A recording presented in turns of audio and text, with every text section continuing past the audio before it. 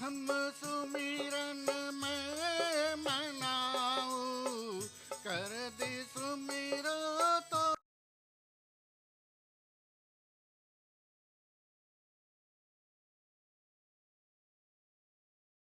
पे आए विराजो, ध्यान धरूं मैं तोरी बाबा, ध्यान धरूं मैं तोरी बाबा, ध्यान धरूं मैं तोरी।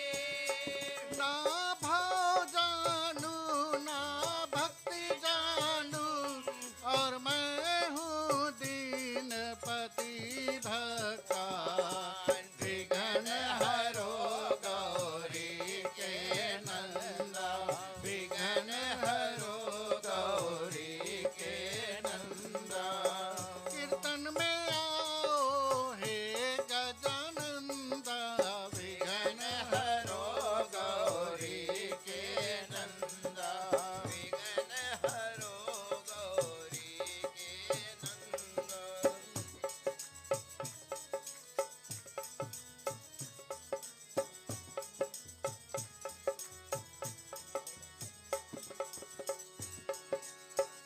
मात तेरा पार्वती है, पिता शंकर महादेवा बाबा, पिता शंकर महादेवा बाबा, पिता शंकर महादेवा। रिद्धि सिद्धि चंवर डोलावे, करता तुम्हारी सेवा बाबा, करता तुम्हारी सेवा बाबा, करता तुम्हारी सेवा। एक दंत दयावंत है मूषक वाहन, मस्तक पर है चंदन तेरा, विघ्न हरो गौरी के नंदा, विघ्न हरो गौरी के नंदा।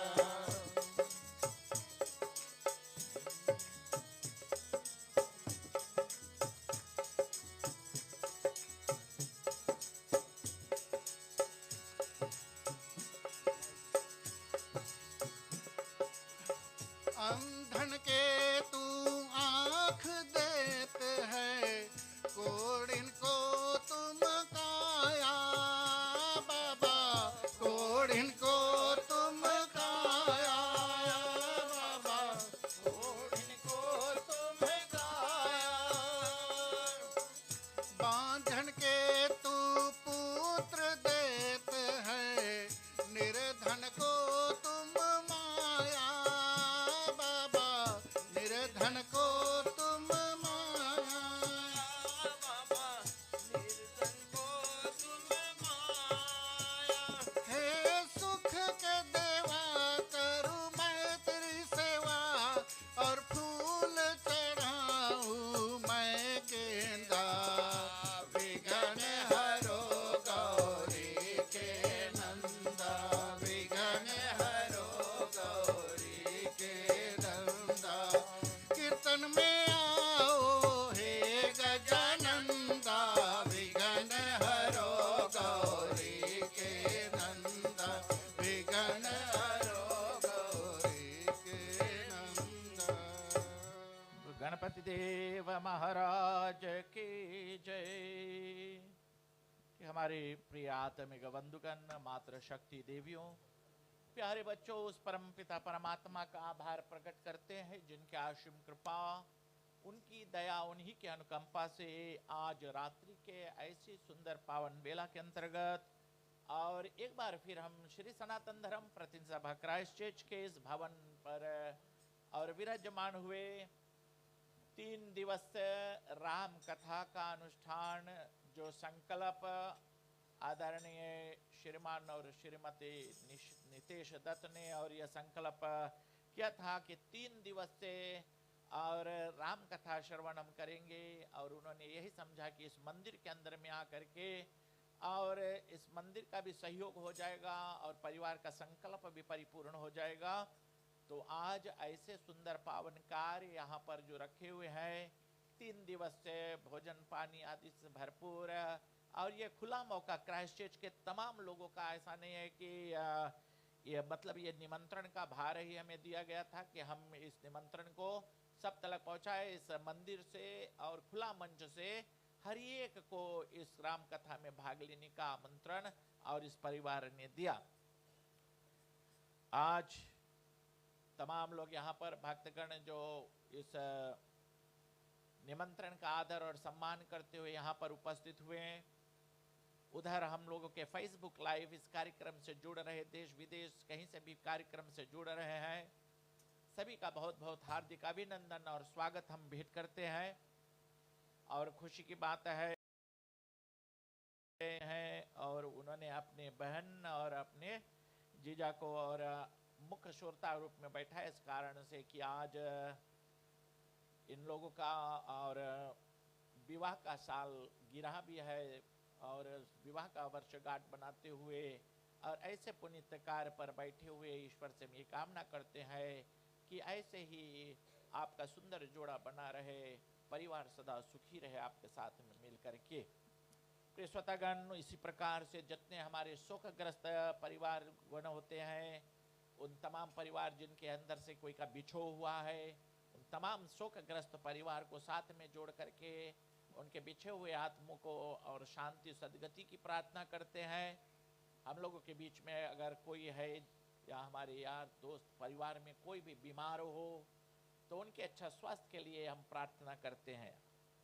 विशेष प्रार्थना नितेश, उनकी धर्मपत्नी और उनके समस्त परिवार, और वो परिवार चाहे दूर नज़दीक क्राइस्ट चर्च के परिवार और विदेश से भी, ऑकलैंड से लेकर के ऑस्ट्रेलिया तक से आए हुए तमाम परिवार का बहुत बहुत हार्दिक अभिनंदन और स्वागत भेंट करते हैं। सबके लिए प्रार्थना करते हैं कि दया में ईश्वर सर्वव्यापक है सच्चिदानंद परमात्मा, आप ही संसार में जन्म देने वाले, कराल भव सागर से पार उतारने ईश्वर हो। हे दया में ईश्वर, हर कोई का दुर्गुण दुर्व्यसन दुखों को दूर कीजिएगा, कल्याणकारक स्वभावशील पदार्थों से सबके जीवन को आप सुखी बनाइएगा। प्रिय श्रोतागण, अपने निजी और तौर तरीका के हिसाब से एक वंदना और वंदना के साथ हमें पुनः आज की कथा का प्रारंभ और राम कथा की ओर फिर हम आपको लेकर के चलेंगे।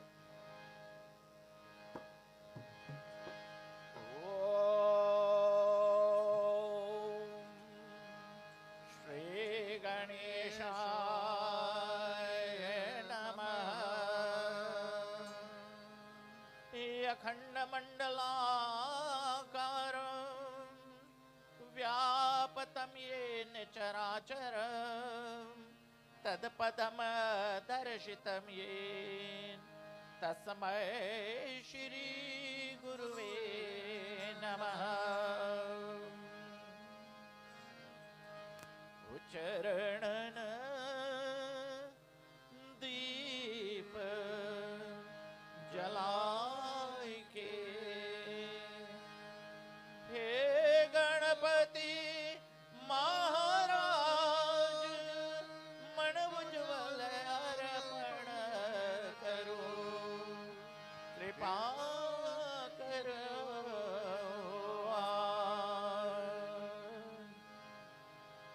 ओम शनो मित्रः शमवर्णः शनो भवते रमाम, शनो इंद्रो बृहस्पते शनो विष्णुरुक्रमः। नमो ब्रह्मणे नमस्तेवाय, त्वमेव प्रत्यक्षं ब्रह्मासि, तमेव प्रत्यक्षं ब्रह्म वदेष्यामि, ऋतं वदेष्यामि, सतं वदेष्यामि। तन्मामवतु तद्वक्तारम्, अवतु माम् अवतु वक्तारम्। ओम शांति शांति शांति।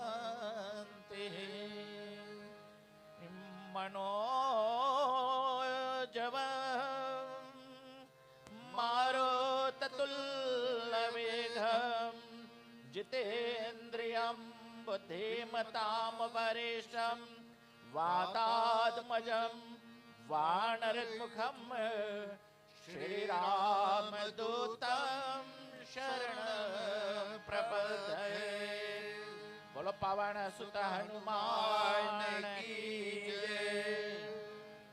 ओम आपदां पहरतारं दाताराम सर्वसंपदां लोकाभिरामं श्रीरामं भूयो भूयो नमाम्यहम्। रामाय रामभद्राय रामचन्द्राय मानसे रघुनाथाय नाथाय सीतापते नमः। नीलाम्बुज श्यामलां कोमलां सीतासमारोपितवां पाणमहासायकचारुचापं नमामि रामं रघुवंशनाथम्। लोकाभिरामं रणरङ्गधीरं राजीवनेत्रं रघुवंशनाथं कारुण्यरूपं करुणाकरन्तं श्रीराम शरणं प्रपद्ये। राम रामेति रमे रामे मनोरमे सहस्रनाम ततुल्यं श्रीराम नाम वराणने।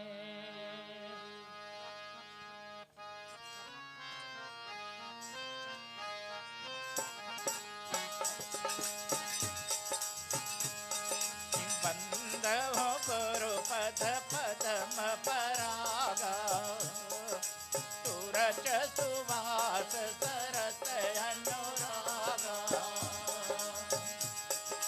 बंदो महावीर हनुमाना राम जासु गुण आप बखाना।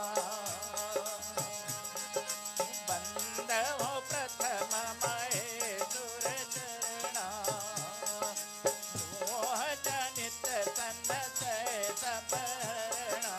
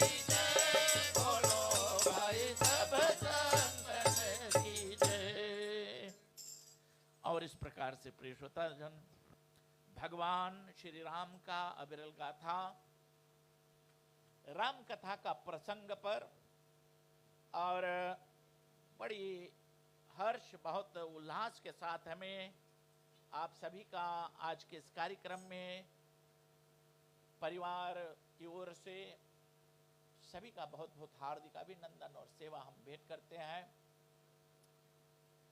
भगवान श्री राम का अविरल गाथा रामचरितमानस की कथा का प्रसंग, गंगा रूपी अमृत का एक धार का रसपान करने का सौभाग्य आप सभी को प्राप्त हुआ है। और वह कथा का प्रसंग जो निरंतर, जो बहुत समय राम कथा श्रवण किए होंगे, कथा का एक दस्तूर होता है। बोले कथा में भगवान की भक्ति कैसे हम प्राप्त करते हैं, जब हमारा श्रद्धा और विश्वास को हम एक साथ में बांधते हैं। पहले तो परमात्मा पर हमें यकीन होना चाहिए, विश्वास होना चाहिए कि परमात्मा के असीम कृपा और दया से ही हम लोगों का जन्म हुआ, और वो परमात्मा की असीम कृपा और दया से हम लोगों की पालन पोषण होती है, और आखिरी में मृत्यु भी वही परमात्मा प्रदान करते हैं हर एक इंसान को। हर एक धर्म, हर एक वर्ग, हर एक जाति का एक ही हश्र होता है। और इस कारण से भगवान के विवेक को समझने के लिए हम लोग कथा का प्रसंग सुनते हैं। गीता के अंदर में भगवान श्री कृष्ण ने जो स्पष्ट किया कि पार्थ, जैसे एक ही सूर्य समस्त लोकों को प्रकाशित करता है, वैसे एक ही ईश्वर समस्त संसार को धारण किया हुआ है। अलग अलग नाम, अलग अलग भाव, अलग अलग भाषा, अलग अलग तौर तरीका से भजने के मतलब ये नहीं है कि परमात्मा अनेक हो गए हैं। परमात्मा एक ही है, उसको देखने का हम लोग का नजरिया पृथक पृथक अलग अलग है। और जेकर रही भावना जैसी प्रभु मूरत तिन देखिए वैसी, जिसकी जैसी भाव से जैसे परमात्मा को हम भजते हैं। बाबा तुलसीदास जी बड़े सुंदर शब्द में लिखते हैं कि तुलसी अपने राम को रीज भजो या खीज, उल्टो सीधो उगिए खेत पड़ा जो बीज। माने अगर खेत बना करके उसमें आप बीज डालोगे तो चाहे उल्टा गिरेगा चाहे सीधा गिरेगा, वो बीज जमेगा। अगर आप खेत नहीं बनाते हो तो चाहे कितना तौर तरीका से आप बीज लगाओगे, बीज नहीं जमेगा। तो खेत का मतलब क्या होता है कि जब हम अपने आप को और तैयार करते हैं, वासनाओं से, विषयों से हटा करके अंदर की आत्मा को हम शुद्ध बनाते हैं, तो परमात्मा हमारे से दूर नहीं है। परमात्मा जो है ईश्वर निराकार है। ईश्वर को आंखों से देखा नहीं जा सकता है, और यह स्पष्ट रूप में गीता ने भी कहा। रामायण का तो बात ही बाबा तुलसीदास जी लिखते हैं कि बिन पग चले सुने बिन काना, और कर विधि कर्म करे विधि नाना। परमात्मा निराकार है, भगवान को नेत्रों से देखा नहीं जा सकता है। जैसे और भगवान कहाँ है, अगर सोचे तो भगवान कृष्ण भी कहा, राम जी ने कहा कि सोचते हैं, अगर सोचने में यह प्रतीत होगा भगवान बहुत दूर है, और अगर अनुभव करने में हम लग जाए तो परमात्मा हमारी इतना करीब है, हमारे ही अंदर में है। ईश्वर अंश जीव अविनाशी, हर एक प्राणी मात्र के अंदर में जो जीव है वह परमात्मा का अंश है।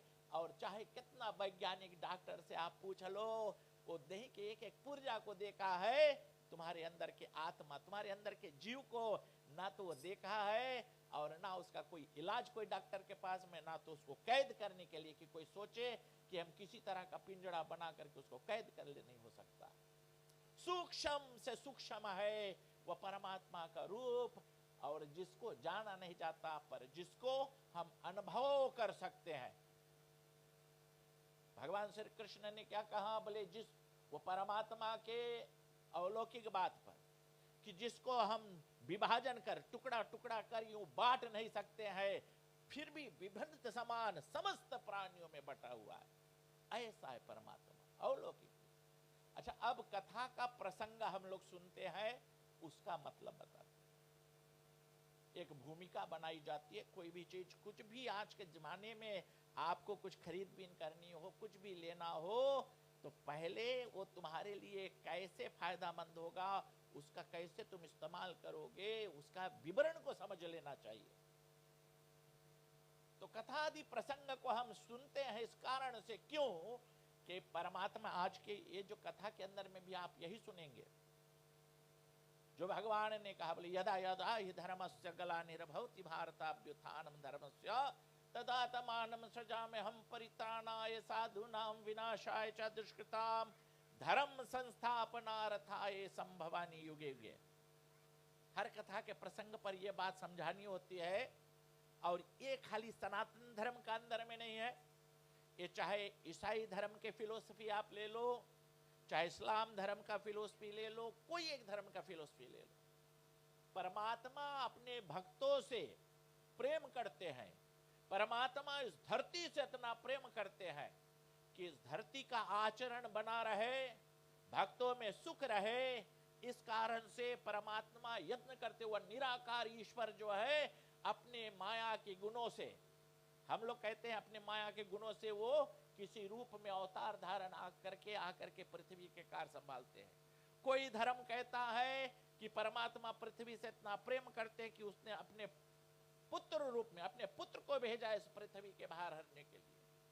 कोई धर्म कहता है कि परमात्मा इस धरती से इतना प्रेम करते, अपने भक्तों की रक्षा हेतु पैगंबर को भेजते हैं कि हमारी और यह संदेश दे करके और लोगों में सुकून पैदा करो, सुख और शांति मिले, ताकि उनको, हर एक धर्म ये बात बताती है कि ईश्वर कोई ना कोई यत्न करता है, और यही बात लेकर के और हर एक युग में तब उन भगवान के, जैसे कहा भगवान के संसार में, भगवान तो स्वयं इस संसार को, सृष्टि को हर एक चीज से भरपूर कर रखा है। परमात्मा को इस सृष्टि से कुछ लेने की लालसा, कोई लालच नहीं है, कोई मतलब नहीं है, पर खुद का रचा हुआ, जैसे आप कोई चीज बड़े शौक से बनाते हो, आप किसी चीज का निर्माण करते हो, आप किसी चीज से आपका इतना प्रेम है, लगाव है, उसको संभाल करके उसको रखने का, उसका देखरेख करने का, और उसका अपना जिम्मेवारी समझ करके उसकी रक्षा करोगे। और यही प्रकार परमात्मा का बनाया हुआ सृष्टि, परमात्मा के बनाए हुए और समस्त जो भक्तगण है उनके रचना जो है उसकी रक्षा का दायित्व लेते हैं, अपना रिस्पॉन्सिबिलिटी दिखाते हैं। और इसी प्रकार से हम लोगों का अपना दायित्व भी होना चाहिए, अपना रिस्पॉन्सिबिलिटी होना चाहिए, जो उस ईश्वर के प्रति और हम लोग और करते हैं। तो इस प्रकार से और आगे जब चलते हैं तो उसी परमात्मा के अलौकिक विषयों को समझने के लिए कहा, बोले देखो, एक तो यकीन रखना है। भगवान एक वादा देकर के भेजते हैं कि मानव ये शरीर लेकर के जाओ, और इस शरीर से तुम संसार में और अपना कर्म से अपने चित्त की शुद्धि करो, आखिरी में हमारा तुम्हारा मुलाकात होगी एक दिव्य शरीर से, परम सुख और आनंद का हम तुम्हें अनुभव कराएंगे। तो इस कारण से कहा कि एक भरोसा से, एक विश्वास से हमें संसार में जीना है।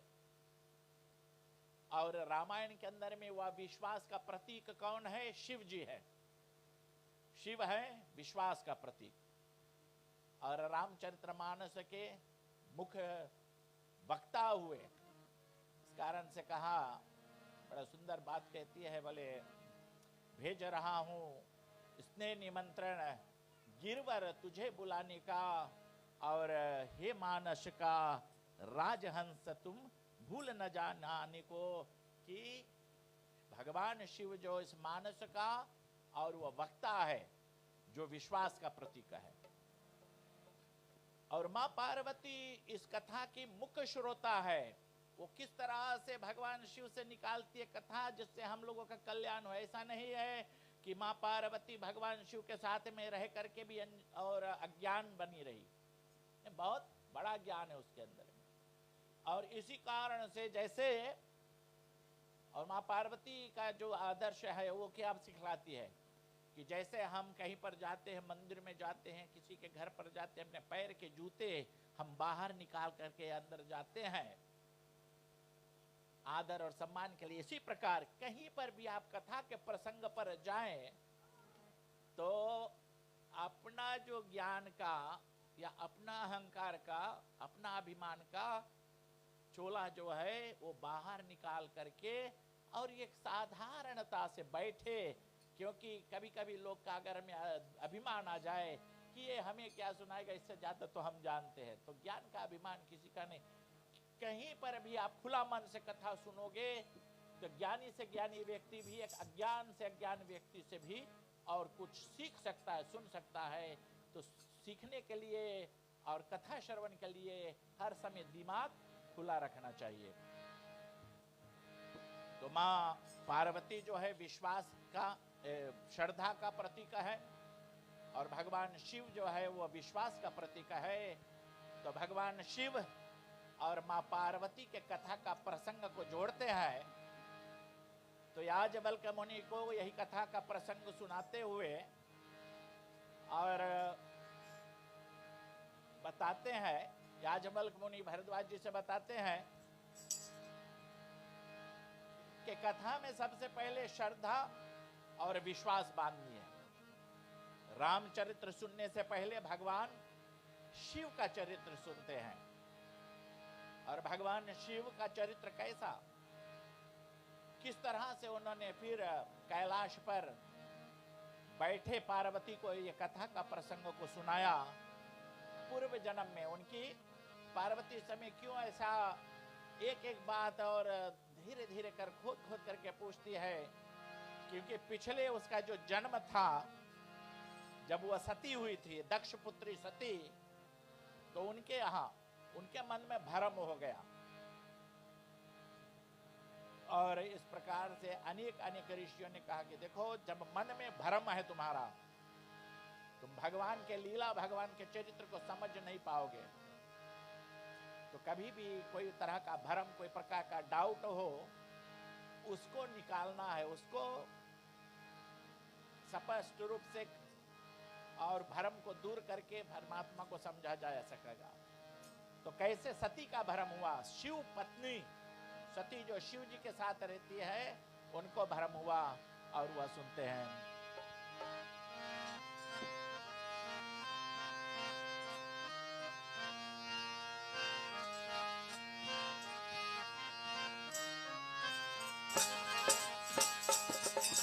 जय शिव शंकर, जय शिव शंकर, जय शंकर बोले, सब देवों में देव निराले, जय भम भम बोले। जय शिव शंकर, जय शिव शंकर, जय भंवर बोले, सब देवों में देव निराले, जय भम भम बोले। जय शिव शंकर, जय शिव शंकर, जय शंकर बोले, सब देवों में देव निराले, जय भम भम बोले।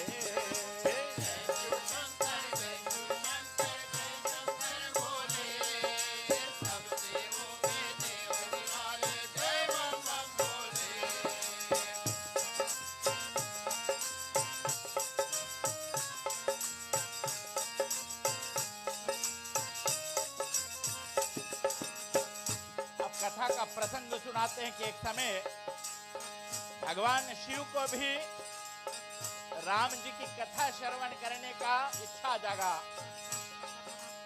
एक बार त्रेता युग माहे, शंभु गए कुंभज ऋषि पाहे,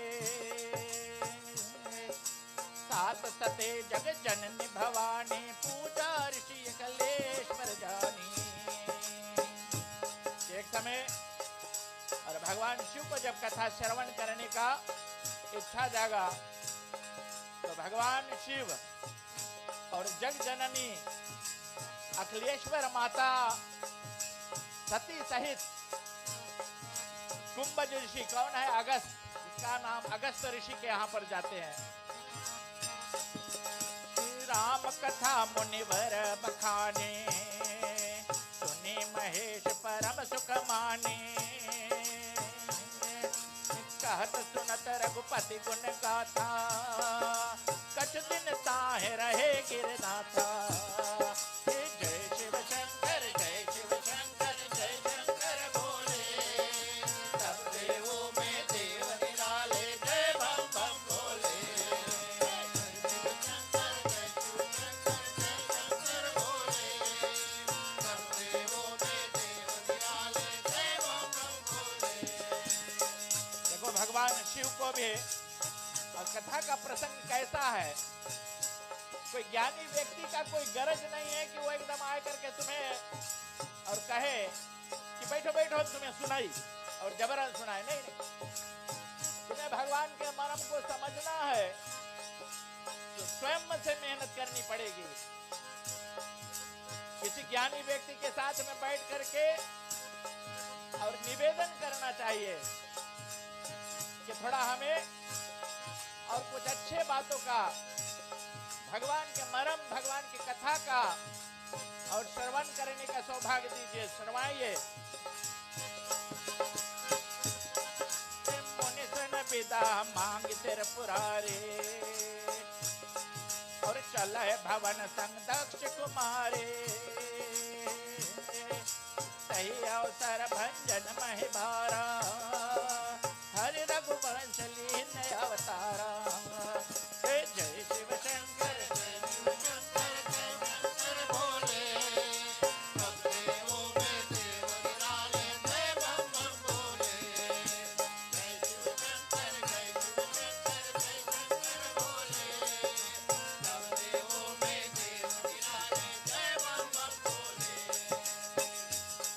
यहाँ पर निवेदन किया तो अगस्त ऋषि ने शिव और सती दोनों को बिठा करके और बड़े बारीकी से राम जी के कथा सुनाए, और सती ने भी बड़े मन लगा करके राम के चरित्र सुने। और फिर कुछ समय बीत गया तो विदा मांग करके चले। भगवान शिव को मन में एक विचार आ गया।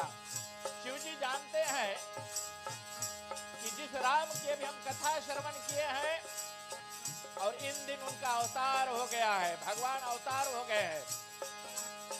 जिस समय भगवान शिव राम की कथा सती सहित और कुंभज ऋषि, अगस्त ऋषि के यहाँ से सुन करके लौट रहे थे, राम जी का अवतार भी हो गया था, राम जी का वनवास भी हो गया था और सीता का हरण भी हो गया था। नारद के श्राप के कारण से उन दिन राम जी बौखलाए हुए एक कामी पुरुष की भांति और सीता को ढूंढ रहे थे। भगवान शिव का अभिलाषा हुआ कि मेरे आराध्य मेरे श्री राम मनुष्य शरीर धारण कर अवतार लिए हैं। भगवान के अनेक रूपों का हमने हर समय दर्शन किया है और मैं श्री राम के उस रूप का दर्शन करना चाहता हूं।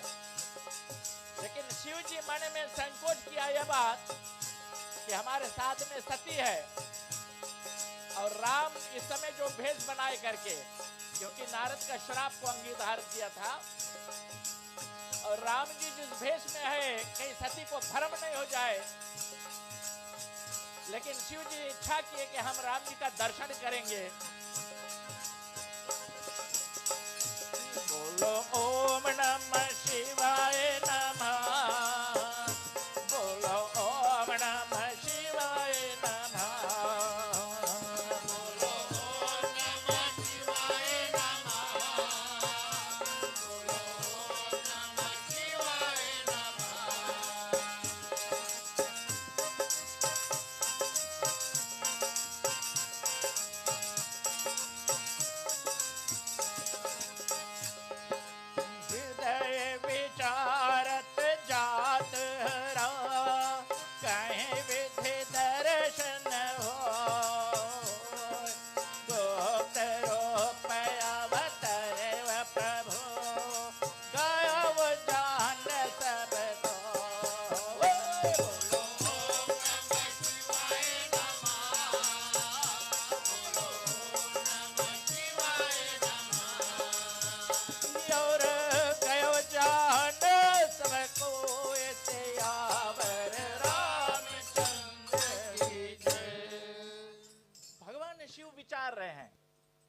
कि भगवान अपना कोई कार्य करते तो अपना भेद अपने तलक रखना चाहते हैं, उसका भेद कोई जान न जाए। राम जी जब अवतार, कभी कभी लोग कहते हैं कि अगर राम भगवान होते तो ऐसे क्यों किया, राम भगवान होते तो उसका साथ सहारा क्यों लिया राम, ये सब चीज।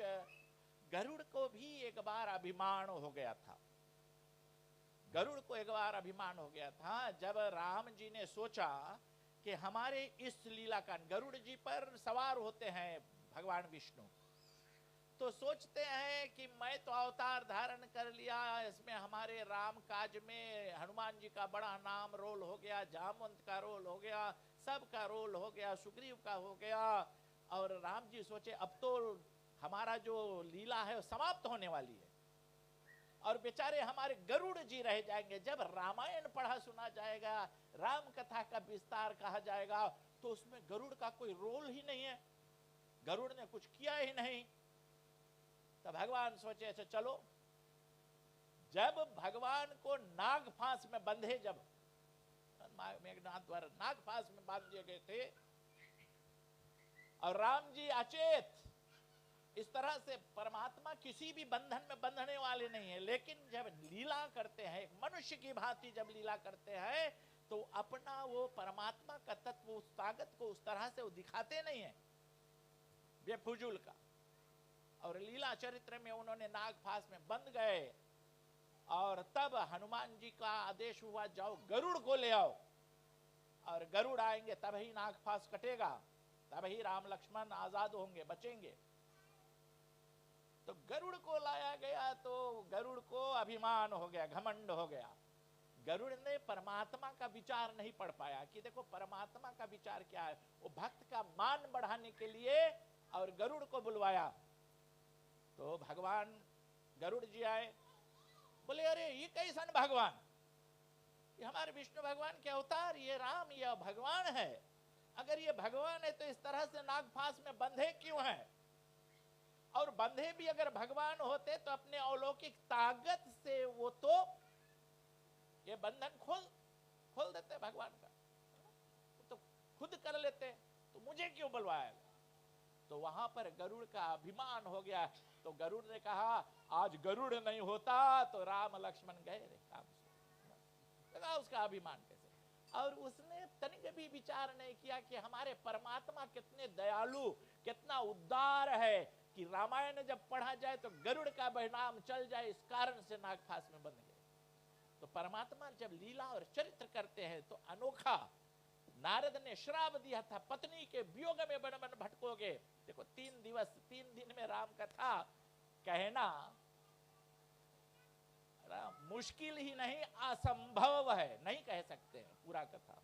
तो इस कारण से थोड़ा लपेट करके, थोड़ा दौड़ा करके जाना पड़ेगा। और नारद का भी श्राप हुआ था ना, विश्व मोहिनी वाली कथा कई बार हम सुनते हैं। तो भगवान नारद को एक ही बार विवाह करने का एकदम मन ठान लिया, क्योंकि उसका अभिमान यह था कि मैंने किया। और भगवान ने तब उसको समझाने के लिए कि देखो कोई कुछ नहीं करता है, करता धरता ईश्वर है, ईश्वर की अनुकंपा और कृपा होती है। उन्होंने शिव जी से अपने तुलना कर दिया कि हमने काम पर विजय किया इत्यादि इत्यादि। तो भगवान ने एक माया में डाल दिया और माया में नारद ऐसे फंस गए कि शादी करने को तैयार हो गए। तो भगवान ने कहा चलो ठीक है। और जिसके नारद एकदम शादी करे में लग गया, भगवान वही कूड़ा ले गए। तो नारद श्राप दे दी, इधर लक्ष्मी सहित और विश्व मोहिनी को लेकर के आए। नारद बोले इतना अन्याय, कोई कहा के दुई बरा, कोई कहा के पत्थर पड़ा, तुम दुई लई घूमम, एक भी केक के लिए तरसीत है। श्राप दे दिया, मेरा ये श्राप है तुम्हें, पत्नी वियोग में तुम भटकोगे। अच्छा, भगवान ने उस श्राप को अंगीकार कर लिया। सीता का हरण हुआ तो भगवान पत्नी के वियोग में भटक रहे हैं, शिव जी उधर से चले आ रहे सती सहित। और वही समय तो भगवान ने दर्शन की अभिलाषा किया, क्योंकि बड़े संकट में शिव जी समझ रहे हैं कि अगर मैं राम को देखूं और उनका सम्मान नहीं करूं, उनका नमन नहीं करूं, तो ये हो ही नहीं सका हमारा आराध्य। अब देखो शिव और राम का कोई भेद नहीं है, परमात्मा परमात्मा का ऐसा लीला है। त्रिगुणात्मक रूप जो ब्रह्मा विष्णु और शिव है, तो बड़े सुंदर से शिव आरती हम गाते हैं। भले ब्रह्मा विष्णु सदा शिव जानते अविवेका, प्रणव अक्षर के मदिये तीनों है एकाकी। सब कोई, जैसे हमने कहा कि हर कुछ एक ईश्वर, एक परमात्मा, एक बहुत बड़ा शक्ति का ही और सब रूप है। सब जितने धर्म है, जितना नाम से आप मालिक को कहना चाहो, वो सब जाकर के एक ही परमात्मा पर उतरता है। ऐसा है नहीं, मैंने हर बार समझाया लोगों को और समझाने की कोशिश कर रहा हूं। क्यों इस बात को बहुत अधिकार के साथ में कहना पड़ता है? क्योंकि आज अगर सबसे बड़ा मुसीबत दुनिया में है, सबसे बड़ा युद्ध, सबसे बड़ा लड़ाई, सबसे बड़ा झगड़ा झंझट, सबसे बड़ा जलन भेदभाव अगर कुछ है तो एक चीज के पीछे है, और वो है धर्म।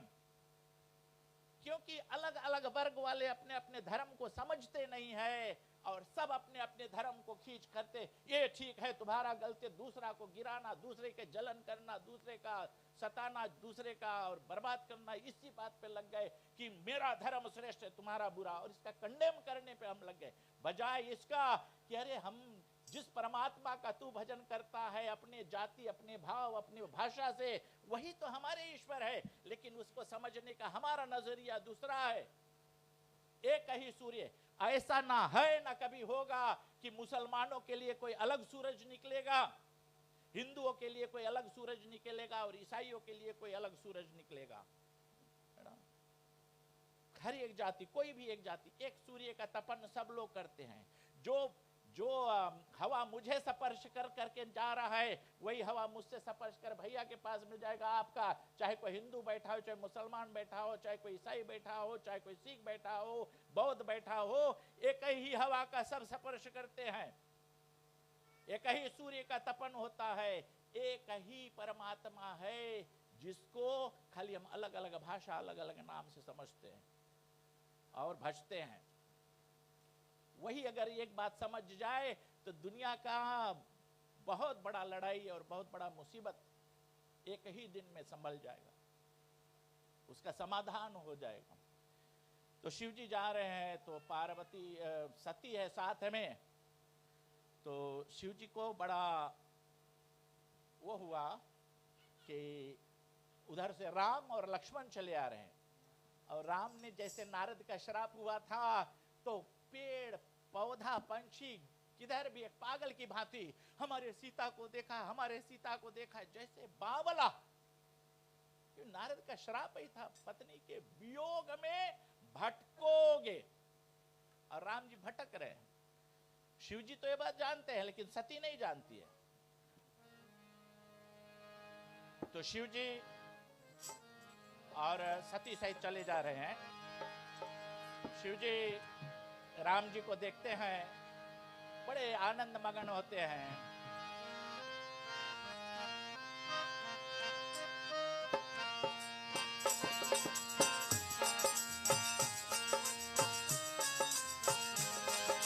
जय शिव शंकर, जय शिव शंकर, जय शंकर बोले, सब देवों में देव निराले, जय भम भम बोले।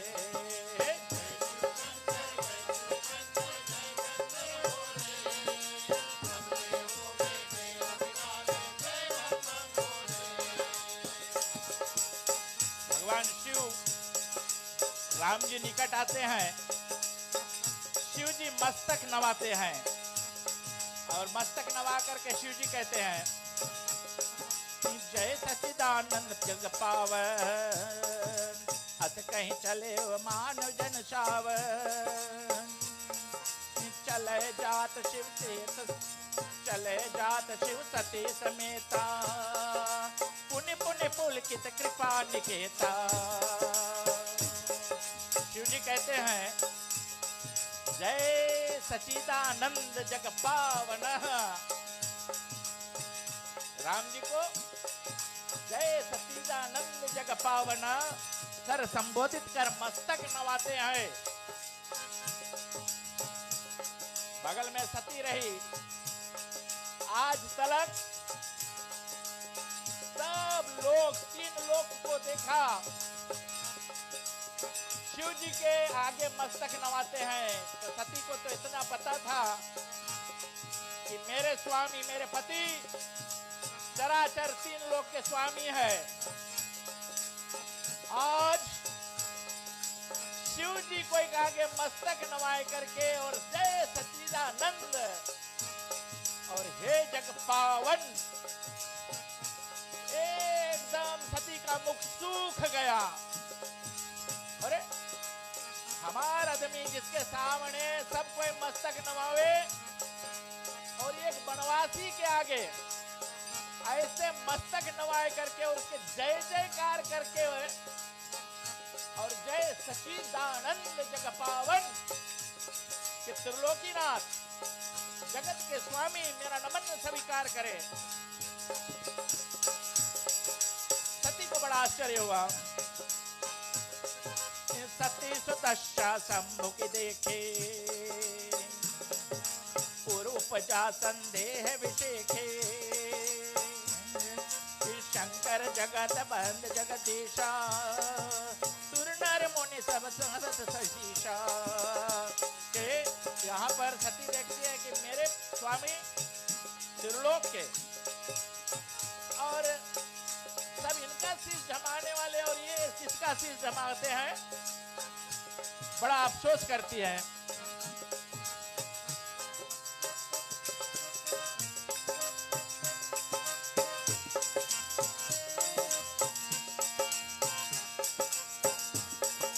ब्रह्म जो व्यापक विरजय चा, अकल अनेह भेद, तो के देहन तारे होए न जाहे न जानत वेद। बोलो ओम नमः शिवाय नमः,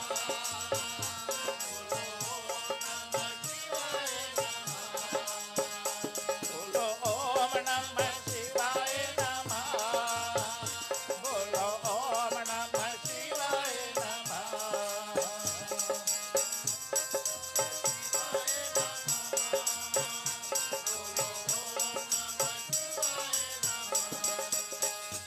और जाहि न जानत वेद से आवर रामचंद्र की जय।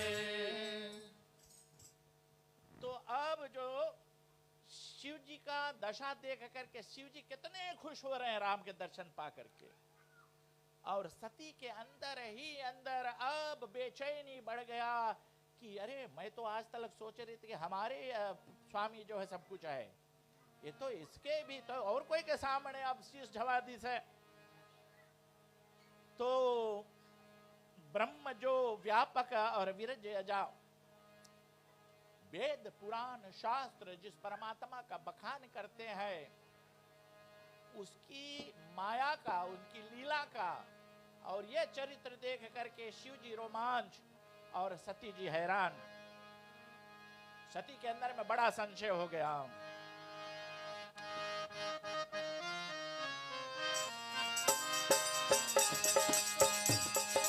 अस संशय मन भय अपारा,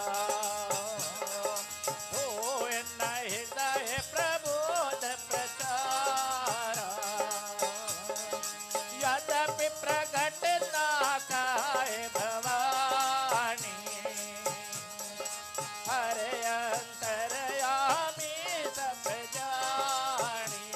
यहाँ सती के अंदर अंदर बहुत बड़ा भूचाल, अंदर एक भूकंप जैसा, और दिमाग में एकदम बेचैनी छाई हुई है। प्रकट नहीं करती है, दिखाती नहीं, लेकिन शिव जी समझ गए कि जिस बात का हमें डर था वही हुआ। सती को भ्रम हो गया।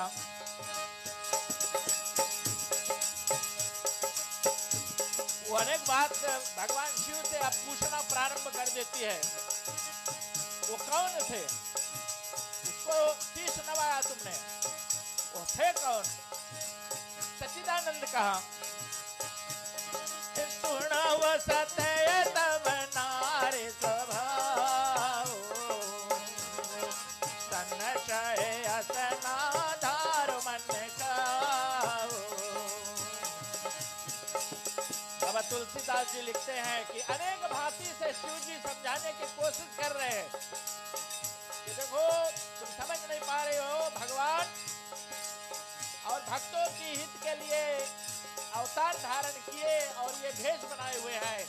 सती ने कहा नहीं, अगर वो भगवान होते तो इतना कामी पुरुष नहीं होते, एक पत्नी के वियोग में इतने बावले नहीं होते, वो भगवान नहीं हो सकते हैं। शिव जी ने कहा हम कैसे बताएं? जासु कथा को बजर गाए, भक्त जासु मैं मुनि सुनाए, तो वे ममहीश देव रघुवीरा, देवत जाए सदा मुनि देरा।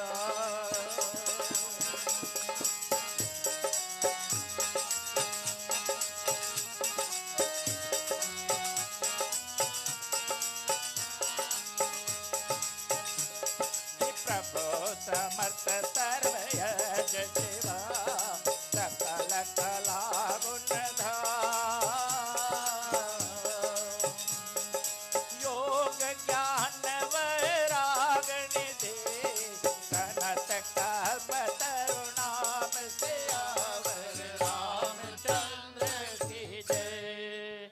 तो भगवान जी कहते हैं, शिव जी कहते हैं कि हे पार्वती किस तरह से समझाऊं तुम्हें? भगवान सर्वज्ञ है और वो ऐसे ही नहीं, मनुष्य के पृथ्वी के भक्तों की रक्षा के हेतु और वो कितने उद्धार कितना रूप धारण करते। क्या क्या सती ने कहा नहीं, मानने को नहीं तो नहीं, मैं नहीं मान सकती कोई ईश्वर है। तब भगवान भी हार गए, बोले अब कैसे समझाई तुमने, जाओ तुम इस परीक्षा ले लो जिससे तुम्हारा समझ में तो आ जाए, तुम परीक्षा ले लो।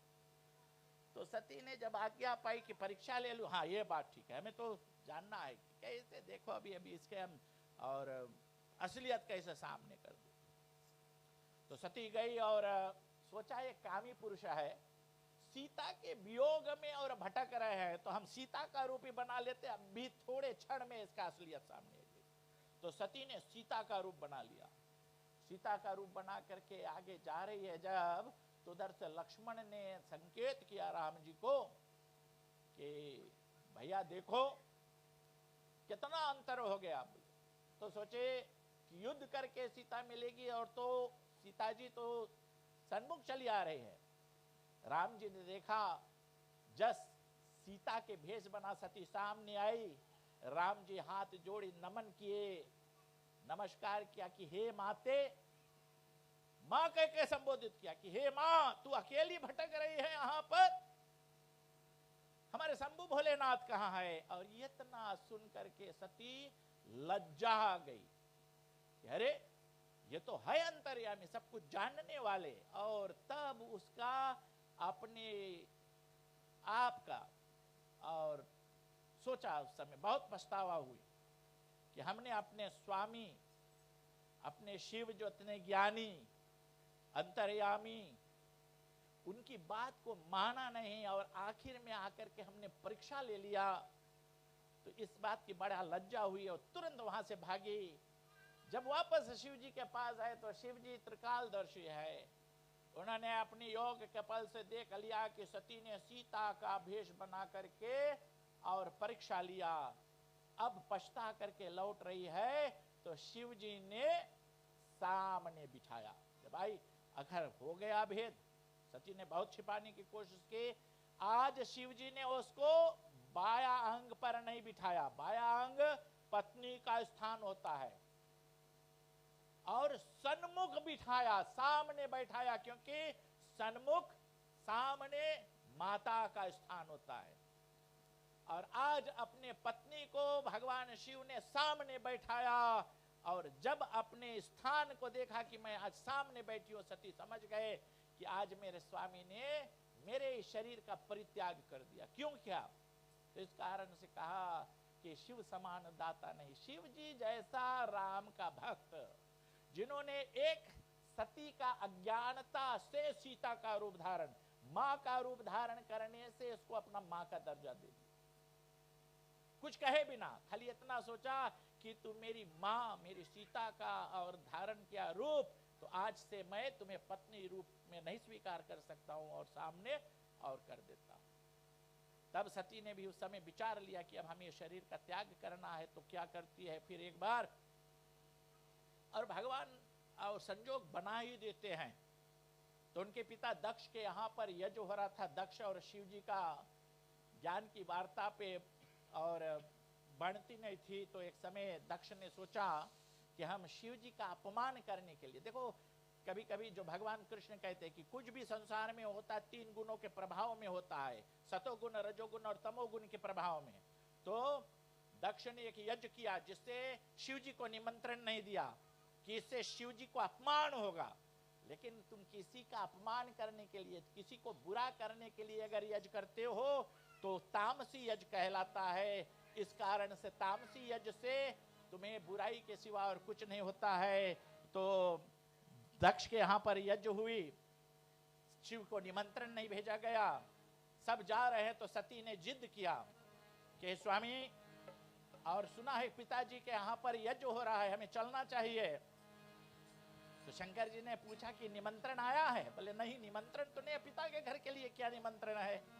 तो बोले अगर तुम्हारे कोई सगे के यहाँ पर कुछ हो रहा है, उसने निमंत्रण नहीं दिया तो कोई कारण से नहीं दिया होगा। तो इस कारण से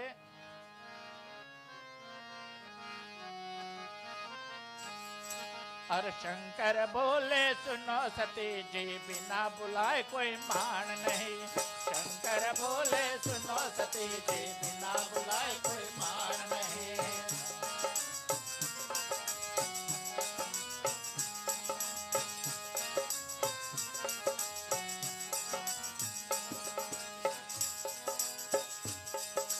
राजा दक्ष एक यज्ञ रचे हैं, सब देवतन को बुलवाए।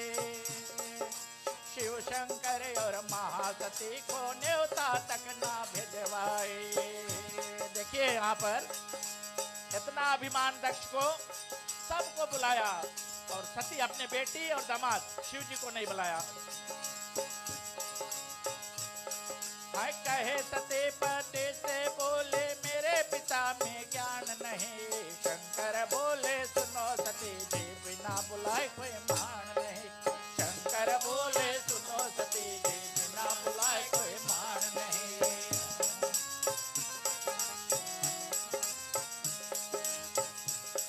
लेकिन सती जो है जिद करती है कि नहीं, ये हमारे पिता के घर है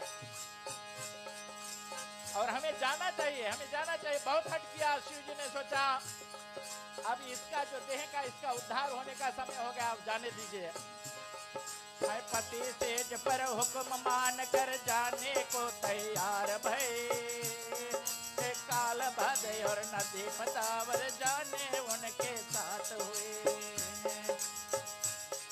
है सुंदर ऐसे काज रचे हैं, पूरा होगा काज नहीं। शंकर बोले सुनो सती जी, बिना बुलाए कोई मान नहीं।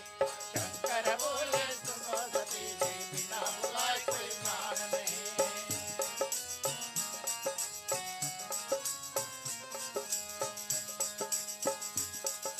शिव जी ने अनेक बात समझाया कि देखो बिना बुलाए जाना अच्छा नहीं है।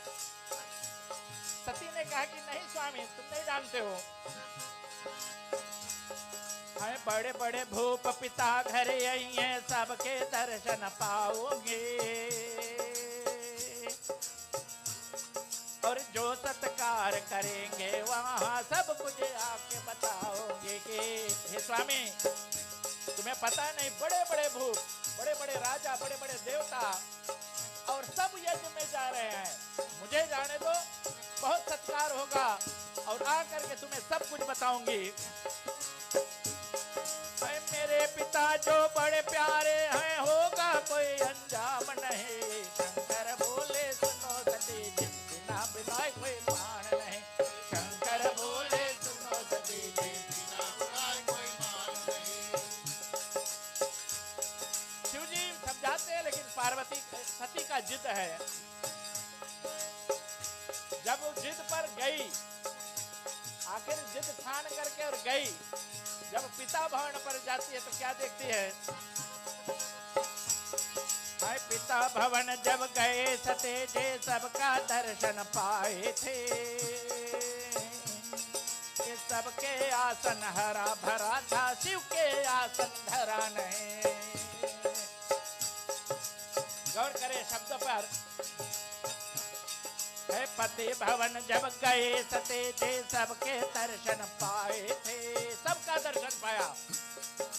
देवता ब्रह्मा विष्णु सब बैठे, बड़े बड़े भूप बैठे, लेकिन वहां शिव जी का कोई आसन नहीं था।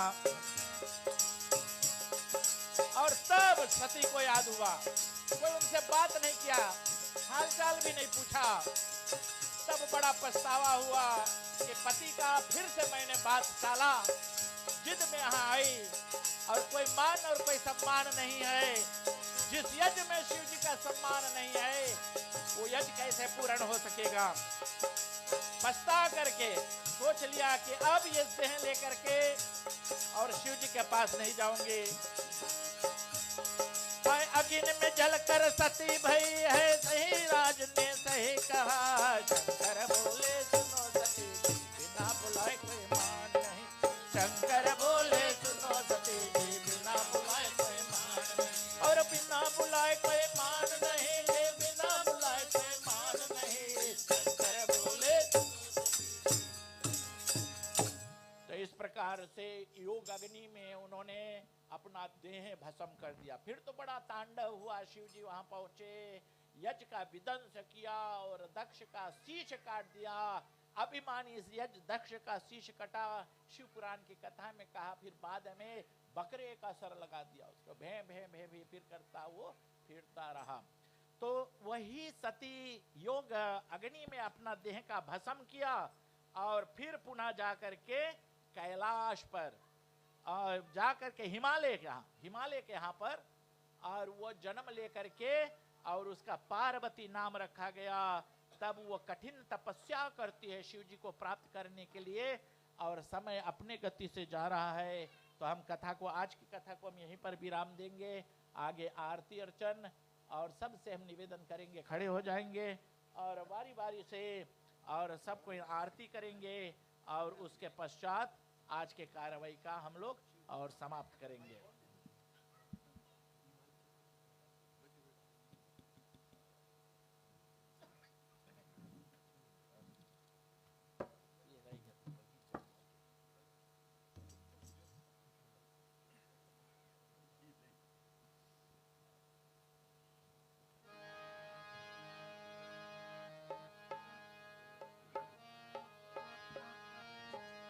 राम आरती रघुवर।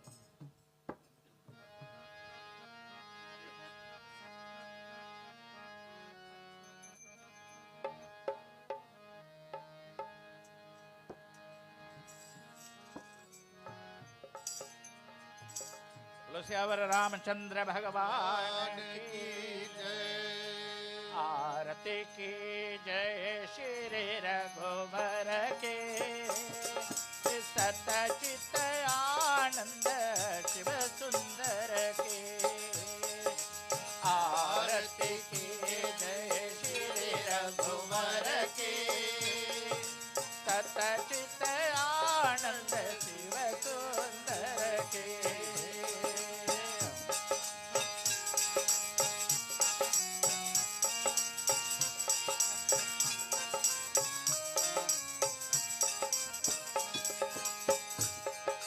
दशरथ तनय कौशल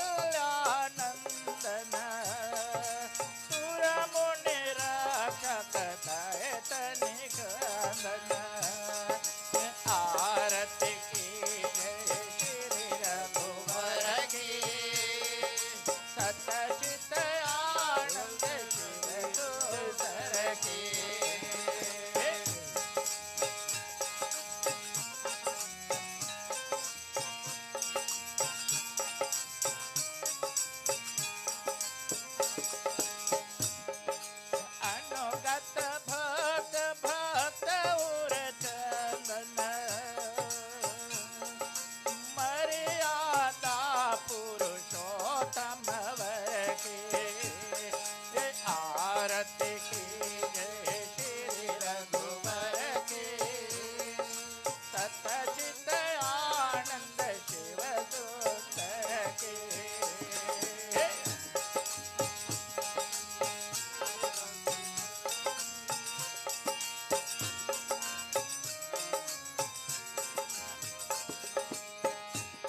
निर्गुण सगुण अनूप रूप निधे सकल लोक बंदित विभिन्न विधे हरण शोक भय दायक नवनिधे माया रहित देव नरवर के आरती की जय श्री रघुवर की सतचित आनंद शिव सुंदर के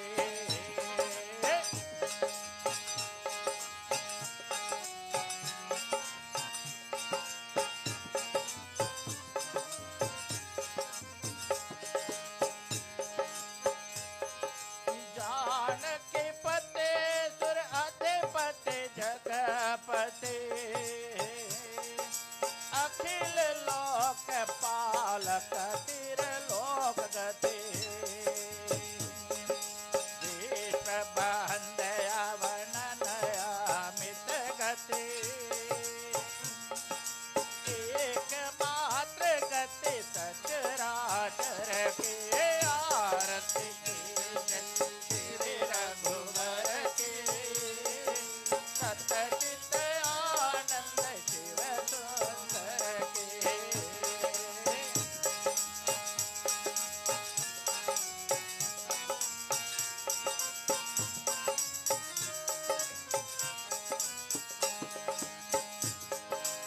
शरणागत वत्सल व्रत धारे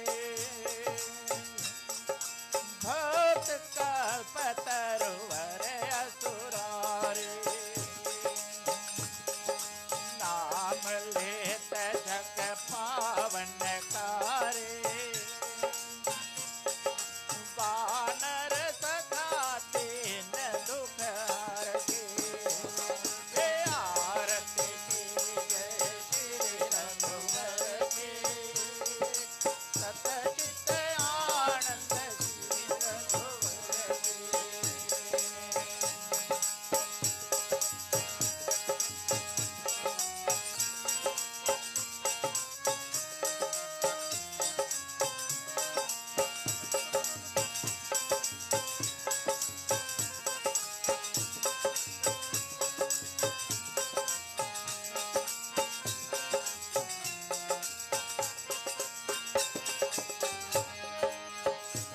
नारायण नारायण ओ लक्ष्मी नारायण नारायण ओ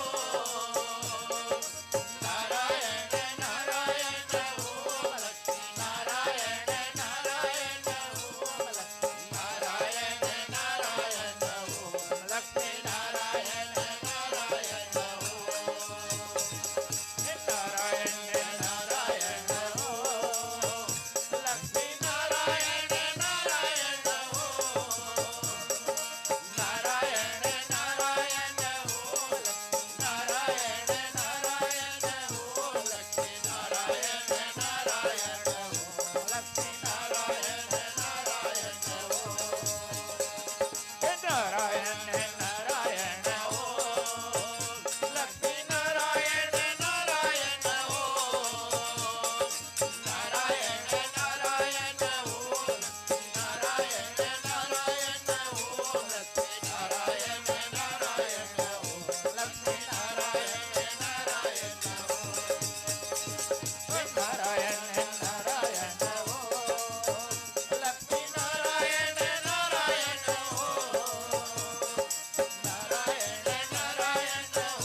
लक्ष्मी नारायण नारायण लक्ष्मी नारायण नारायण लक्ष्मी नारायण नारायण बोलो श्यावर रामचंद्र भगवान भगवान की जय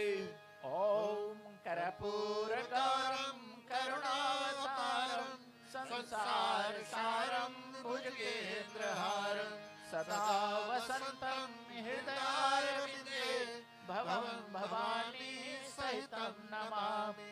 सर्वमङ्गलमाङ्गल्ये शिवे सर्वार्थसाधिके शरणे त्र्यम्बके गौरी नारायणी नमस्तुते नारायणी नमस्तुते नारायणी नमस्तुते। ठीक है, एक आरती इधर कर दो।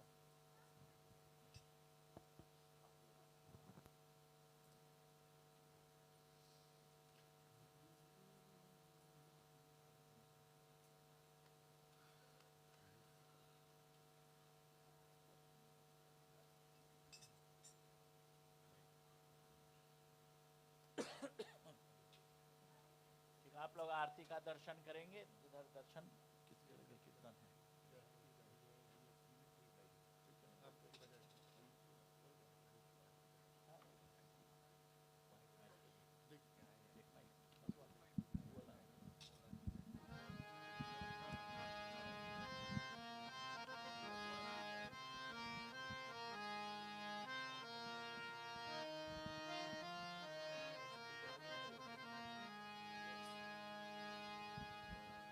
जब तक आप लोग आरती का दर्शन करते हैं, हम लोग एक कीर्तन करते हैं, उसके बाद आज के कार्यक्रम का समाप्त करेंगे।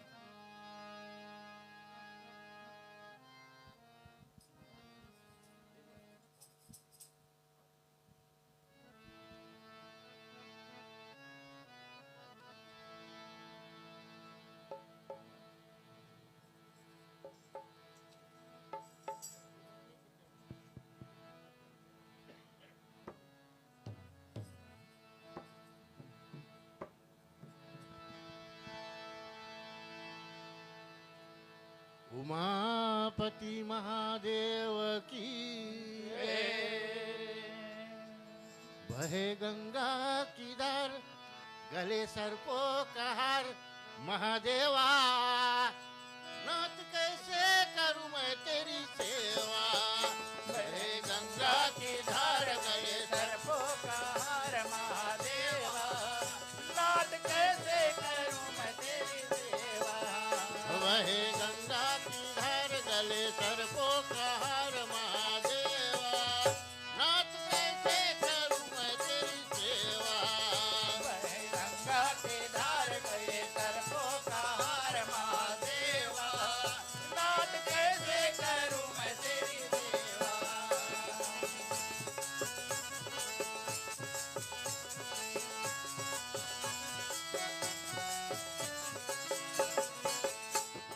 फूल चढ़ाऊं बाबा तुमको मनाऊं, फूल चढ़ाऊं बाबा तुमको मनाऊं। हाँ फूल चढ़ाऊं बाबा तुमको मनाऊं, फूल चढ़ाऊं बाबा तुमको मनाऊं। हाँ फूल चढ़ाऊं बाबा तुमको मनाऊं महादेवा, नाथ कैसे करूं मैं तेरी सेवा।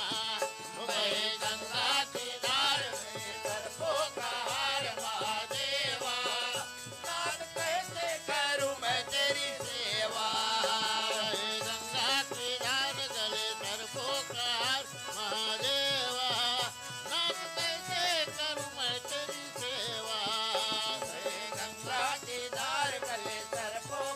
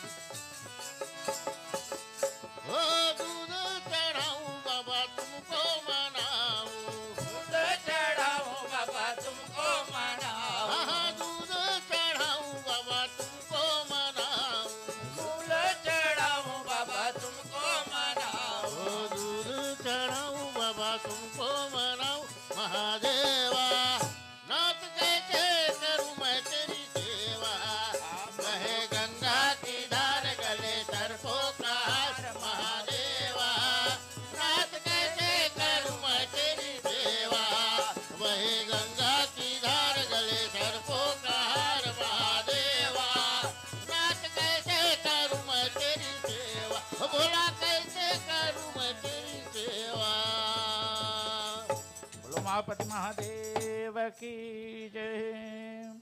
आज की कथा सबके लिए कल्याणकारी हो, सबके जीवन में सुख और शांति हो। ओम अस्तु मा सद्गमय तमसो मा ज्योतिर्गमय मृत्योर्मामृतं गमय। ओम शांति शांति शांति।